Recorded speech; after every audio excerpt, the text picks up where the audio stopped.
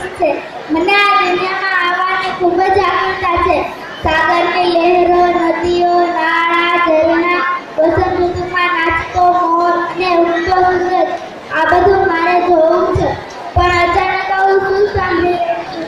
એમાં તને ખબર પડી ગઈ છે કે તારા પેટમાં દીકરો નહીં દીકરી છે.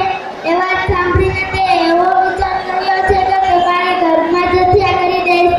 મેં તો સાંભળ્યું હતું કે મા તો ખૂબ જ દયાળુ હોય છે. પોતે ભીનામાં સૂઈને બાળકોના ખોળામાં સુવડાવે છે. પણ મા તને તો દીકરી નહીં દીકરો જોઈએ છે.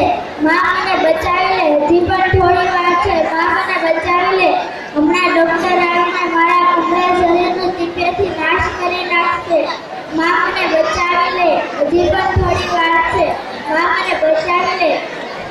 હે ઈશ્વર, તે મને આ દુનિયામાં મોકલવાનું નક્કી કરીને દીકરીનું સ્વરૂપ શું કામ આપ્યું? હે ઈશ્વર, હવે તું મને જ્યારે આ દુનિયામાં મોકલવાનું નક્કી કરે ત્યારે દીકરાનું સ્વરૂપ આપજે, જેથી મારી ઘરમાં જ હત્યા ન થાય. જાઓ ચાલતો હશે તો એકથી એવો સમય આવશે કે આગળના જમાનામાં એક રાજા સાથે ચાર રાણીઓ હતી. એના બદલે રાજા 4 હશે અને રાણી 1.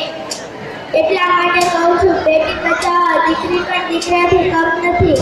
बेटा तन है, बेटी मन है, बेटा वंश है, बेटी अंश है, बेटा आन है, बेटी शान है, बेटा मान है, बेटी गुमान है, बेटा वारिस है, बेटी पारस है, बेटा संस्कार है, बेटी संस्कृति है, बेटा भाग्य है, बेटी विधाता है, बेटा दवा है, बेटी दुआ है, बेटा शब्द है, बेटी अर्थ है, बेटा राग है, बेटी बाग है, बेटा गीत है, बेटी संगीत है, बेटा प्रेम है, बेटी पूजा है.